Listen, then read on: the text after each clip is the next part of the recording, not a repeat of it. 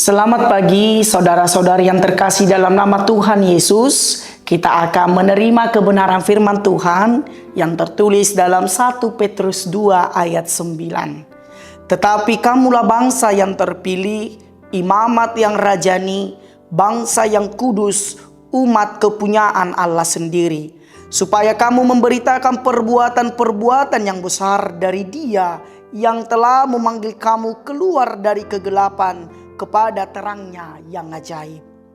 Saudara-saudari yang terkasih dalam nama Tuhan Yesus Kristus, salah satu penggalan lagu anak sekolah minggu yang terkenal berkata, gereja bukanlah bangunannya, bukanlah gedungnya, tetapi orang-orangnya. Dari situ kita dapat melihat bahwa gereja sebagai tubuh Kristus, kerajaan Allah di dunia, hadir melalui orang yang ada di dalamnya. Gereja adalah komunitas orang percaya yang telah diselamatkan dan yang telah dimateraikan sebagai milik kepunyaan Tuhan.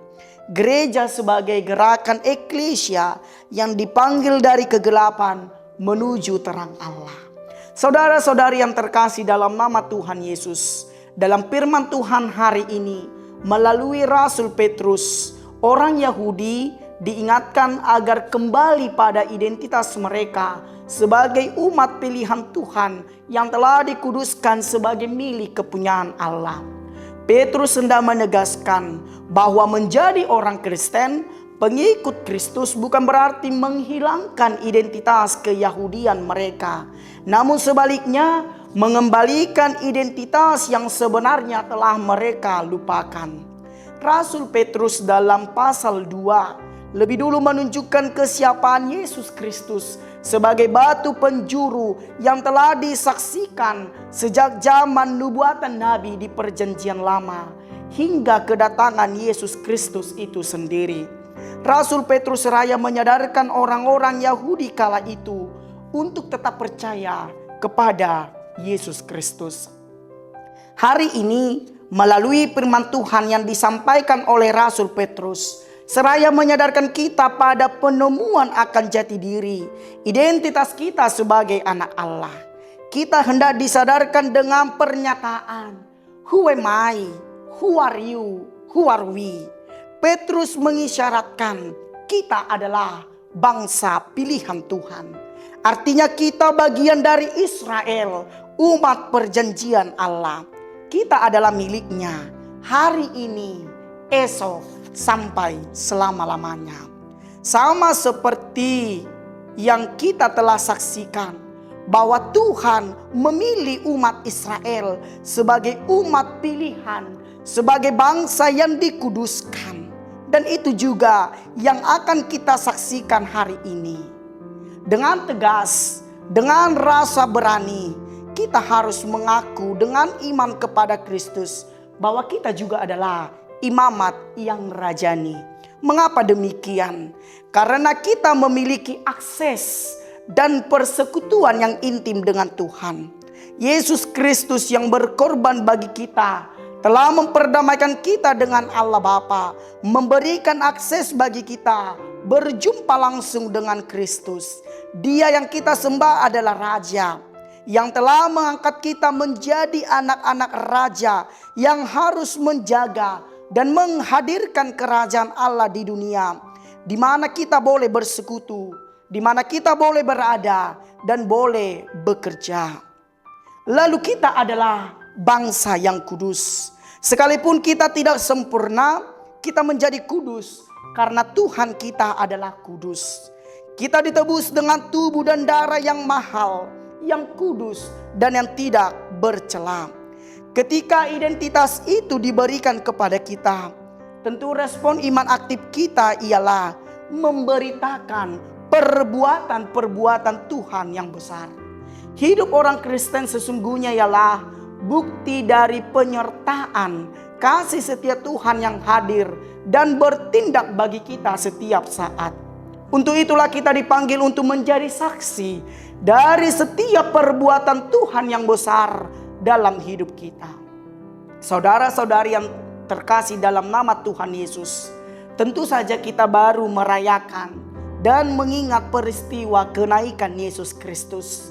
Dengan jelas dikatakan bahwa sebagaimana dalam amanat agung Yesus Kristus, kita diberikan tugas panggilan untuk menjadi saksi Kristus, untuk memberitakan Injil, memanggil orang-orang menuju terang Allah, meneruskan dan meneguhkan iman orang percaya agar benar-benar mengakui bahwa Tuhan adalah Raja, Tuhan adalah Hakim, dan Tuhan adalah Penyelamat.